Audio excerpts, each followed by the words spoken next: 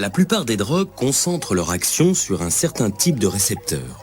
Le principal ingrédient de l'alcool, l'éthanol, tape sur presque tout le système. Il touche les réseaux de l'acétylcholine, de la dopamine, du glutamate et surtout du GABA. Dans un cerveau sans alcool, le GABA agit comme le grand ralentisseur de l'activité des neurones. En ciblant les récepteurs du GABA, l'éthanol exagère le ralentissement du cerveau. L'organisme va faire quoi? Eh bien, il va désensibiliser les récepteurs au GABA. Ça veut dire quoi? Ça veut dire simplement qu'il va y avoir moins de récepteurs au GABA afin d'éviter d'être trop freiné. C'est ce type d'adaptation qui finit par ancrer l'alcoolisme dans les neurones. Le cerveau est contraint d'inventer un nouvel état d'équilibre. Quand un alcoolique arrête de boire, l'équilibre précaire de son cerveau s'effondre. C'est ce qui crée l'état de sevrage. Ça se manifeste le matin par une nervosité, par des tremblements qui sont fins des extrémités, par une confusion anxieuse, parfois une petite omnubilation, et puis des sueurs et une tachycardie. Si ces symptômes ne sont pas traités, et en règle générale ils sont traités par un sujet alcoolodépendant, par le fait qu'il s'alcoolise pour les diminuer, eh bien dans la journée, et dans la matinée, et parfois d'une manière extrêmement rapide et fulgurante, va se développer un grand syndrome de sevrage, avec là des tremblements qui vont intéresser tout le corps.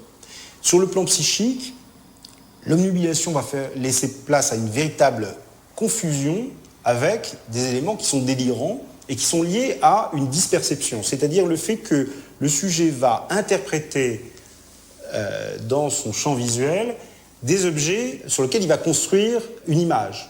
Par exemple, et on le voit très bien dans la littérature et dans les films, dans le délirium tremens, il va interpréter la présence d'une chaussette comme un rat, et il va voir des milliers de petits rats au fur et à mesure envahir son champ visuel, ce qui est extrêmement angoissant.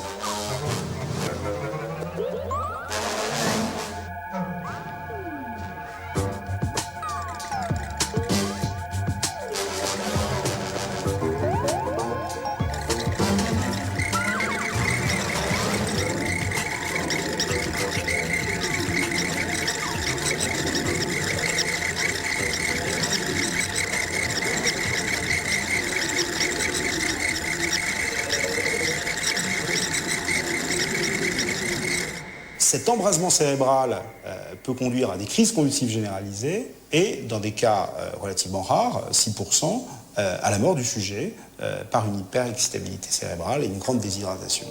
La nouveauté de ces dernières années, c'est que les techniques d'analyse d'image montrent que même dans le cas de consommation modérée, on peut détecter des altérations non seulement du fonctionnement, mais de la structure et de l'ultrastructure même du cerveau. Ce que ces images montrent, c'est que l'alcool à haute dose atrophie le cerveau. Les altérations très graves que constatent les chercheurs se voient même à l'œil nu chez certains alcooliques.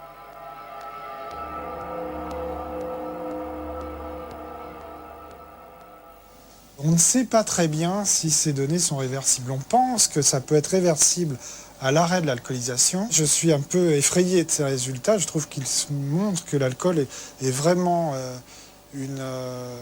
un produit encore plus toxique que ce que j'imaginais.